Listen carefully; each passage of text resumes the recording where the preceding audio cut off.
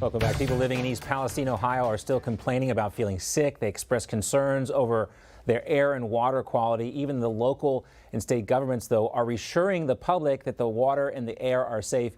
Still, people don't feel that they are safe. They also wonder, when all the cameras leave, will anyone still care about their community? Well, GOYA Foods, the president and CEO, Bob Unanue, is not going to forget about the people of East Palestine. He's sending ready-to-serve food and drinks to the people living there, and the surrounding area is still affected by this toxic train derailment. It's a press release, but it's not really news because they do this type of stuff all the time. Let's welcome in now the president and CEO of GOYA Foods, Bob Unanue. Great to have you with us, sir.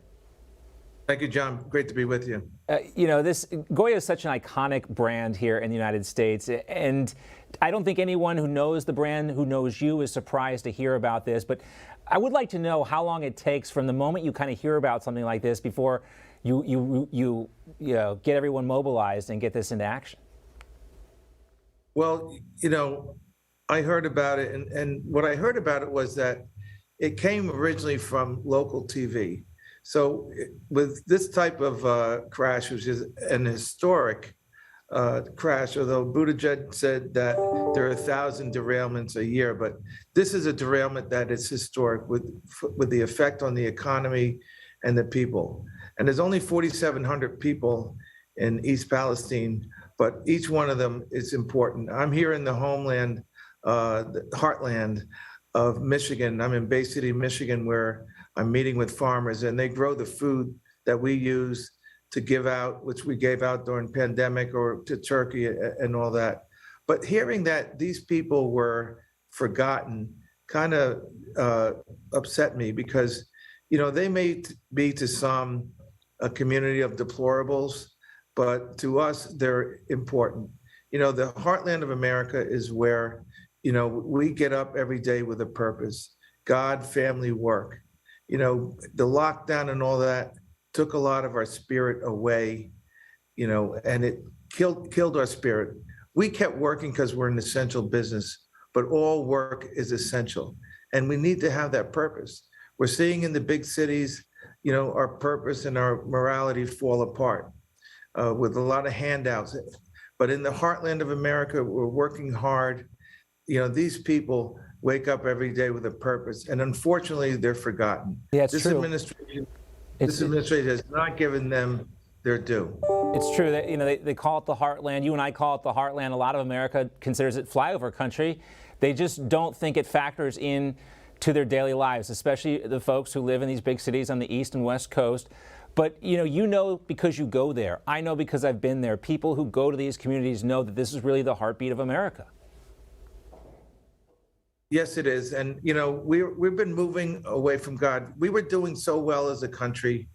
I tell you, in the last 2 years, we've unraveled so much. We've moved away from God. We're fighting with each other. We're hating and destroying. We need to love and build, move closer to God and our values of God, family, work, and freedom. We have a generation that's lived in freedom.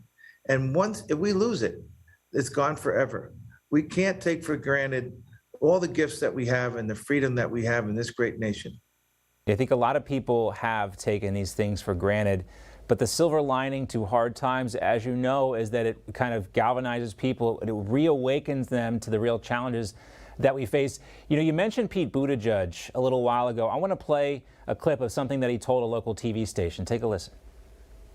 Will you be heading there? I am planning to come. I've been careful to respect the independent role of the NTSB and stay out of their way. But we're now entering the phase where it's about policy. It's about what my department does, which is ensuring that there's a high standard for these railroad companies. And I think an important part of that process is to be with the residents of East Palestine, to hear their stories, and to talk about the action that we're taking right now.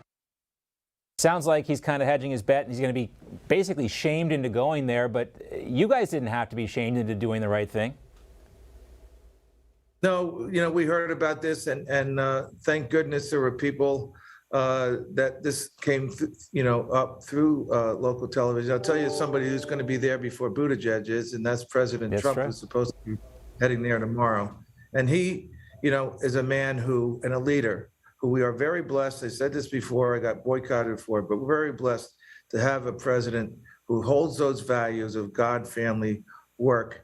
And, you know, we were doing very well. We should not be in Ukraine now. We should not have all these issues. You know, we showed so much weakness around the world. If we are in good times and we show weakness, there are hard times ahead.